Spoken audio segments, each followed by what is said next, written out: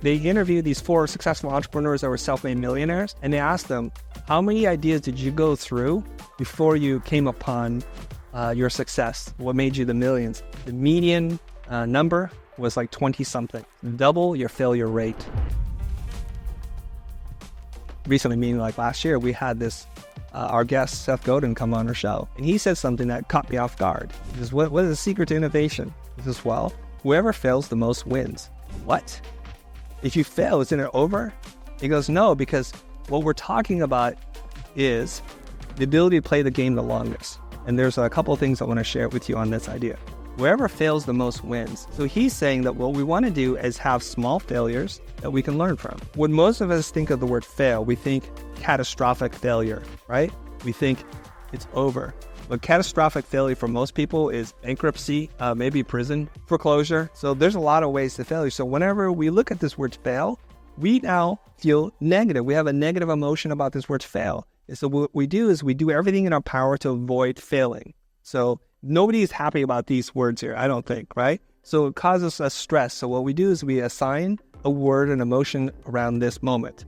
But what we need to do is we need to try to flip this completely upside down, right? We need to think about failure in a very positive way. There's a book called Rework by Jason Fried and David Hansen. They're the guys from 37 Signals, the Basecamp people. He says, okay, the reason why this seems so scary is because we're going to make a gamble, right? And the way that we gamble is this, is we're going to have one big innovative idea. That's usually how people think. Innovation, let's go for it. So let's say we have a $100,000 budget in R&D to go for it. So we make one giant gamble. Their hypothesis is don't make one $100,000 gamble, make 10 $10,000 gambles. And as you do each one, as you fail, apply the learning forward.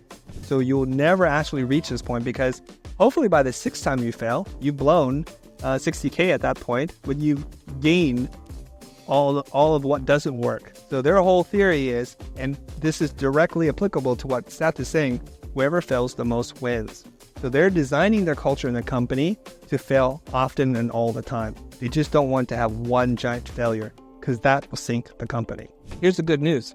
If it fails and we've tried our best, then we know we don't have anything to worry about. If it succeeds, we disrupt ourselves. This is what Netflix has done. They said, physical media, let's try streaming. And initially, it was just a gamble. They didn't have a ton of content, but they started doing that, and it's taken over the business. It's been so successful that it's created an army of clones from Disney Plus to Apple TV, from Amazon Prime, Hulu, CBS Plus and Prime. It's like HBO. It's ridiculous now. Like the Kodak thing, it's its own thing too, like Netflix and chill, you know? It's like, yeah, Netflix got its and own chill. catchphrase. That's right. And a very positive association, but that will only last so long.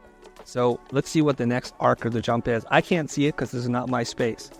It could be content, exclusive content, we'll see. This is the idea. So there's a couple other concepts here about failure. What you want to do is you want to make a series of small gambles and apply the learnings forward. Simon Sinek talks about this thing. He calls it the infinite game, playing the infinite game also. He shares a story about how he's riding in a car after speaking and talking to some Microsoft people, and they're constantly trying to catch up or outmaneuver the next people. And that was their mindset. So he does another talk at Apple, and he's talking to them, and he's like just checking them a little bit. He's like, their phone's better than yours, or their tablet's better than yours. It has more features. And the response that came back from the Apple employee was quite different. The response he got was, yeah, I think theirs is better. And what he concluded was, Apple does not compete against other people. They compete against themselves.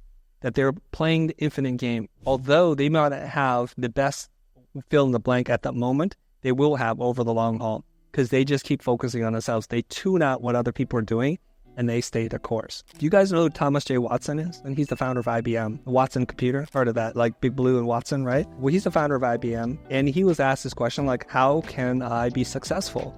And his answer was, double your failure rate. If you want to be successful, fail twice as fast. On the far side of failure is success. It's going to look like a lot of losses, number 7, number 8, number 9, but that 10th idea is going to be the one that hits. In the book, A Power of Self-Confidence by Brian Tracy, which I referred to quite a bit to, he says in his book that they interviewed these 4 successful entrepreneurs that were self-made millionaires, and they asked them, how many ideas did you go through before you came upon your success? What made you the millions? The median number was like 20-something. And that should blow your mind. That these self-made millionaires failed 20 plus times on average before they found the idea that worked. This is what it means. Whoever fails the most wins. So the question you should be asking yourselves, if you're in a team, if you're by yourself, am I designing my company to fail in small iterative ways so that I can learn from my mistakes, that I'm not making one giant gamble?